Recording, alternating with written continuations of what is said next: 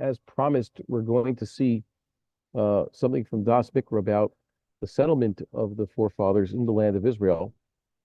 I was used to teach Jewish history. I was of the impression that, like many people, that the Jewish settlement in the land of Israel, at least according to classical uh, biblical sources and midrashic sources as understood by Chazal, describe an almost spontaneous or sudden uh, settlement of the land of Israel. What are we talking about?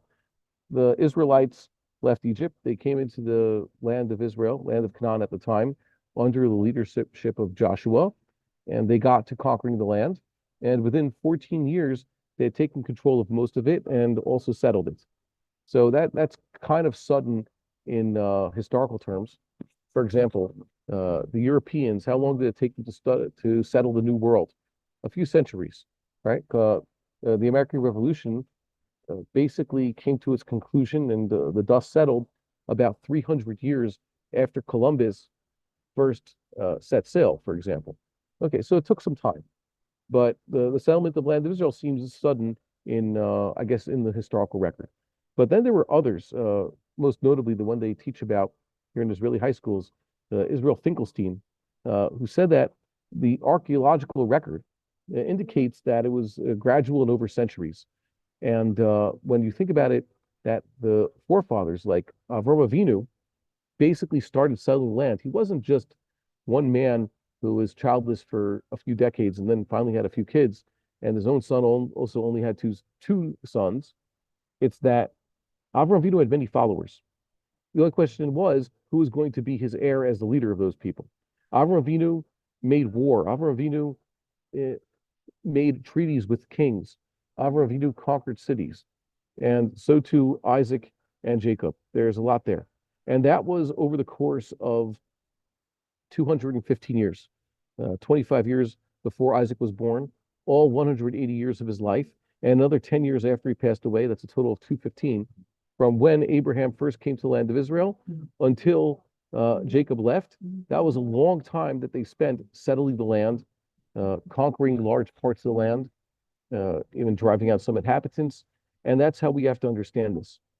And it's not well understood. Basically, that means that when the Israelites returned under Joshua's leadership, they were basically reclaiming land. It wasn't something new to them. They weren't foreign invaders.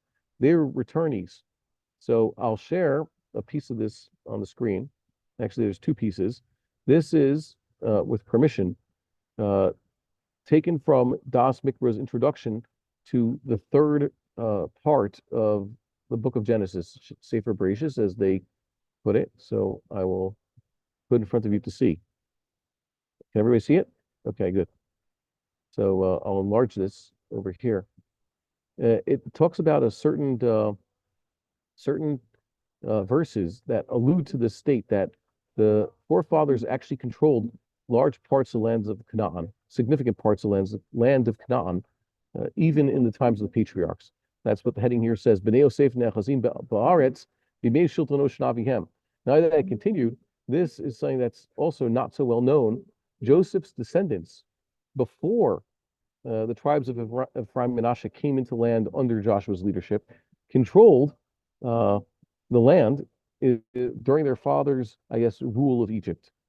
Okay, here are the relevant passages over here.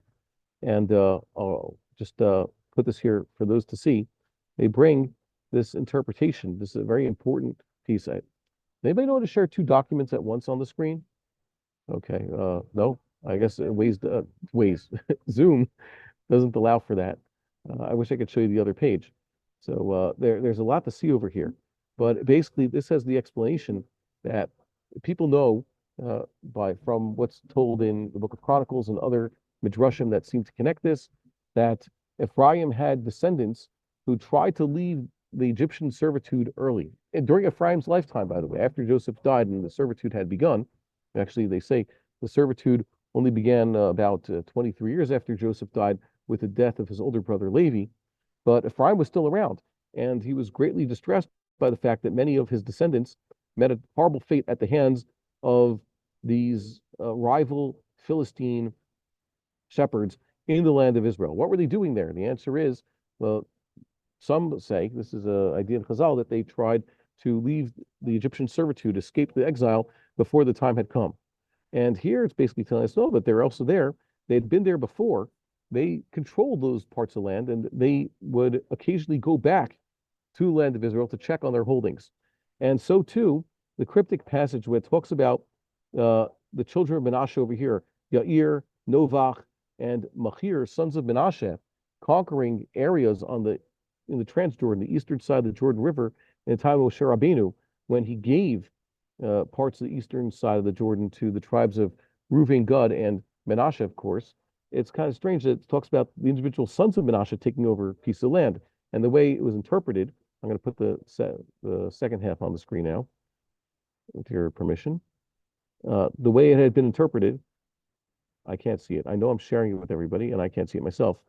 Okay. No, I'm not actually pointing my finger. This is just a picture of my finger there. So this is the Perush Kadmon, an early Perush which is attributed to one of the students of Rabbeinu Sadia Gaon, explains that what's described in Sefer Bamidbar there, when Menashe, the tribe of Menashe received the land, it says earlier, it's describing what happened earlier in history, perhaps a century or a half, or 1.5 centuries before this, that the tribe of Menashe, that is Menashe's early descendants, actually had controlled that land and had conquered it much earlier. So check this out. It's a very important piece of Jewish history, biblical history, with which we should be aware. And yeah, and it kind of shows you that Jewish history is a lot richer than most have come to believe, or that we've been taught in schools.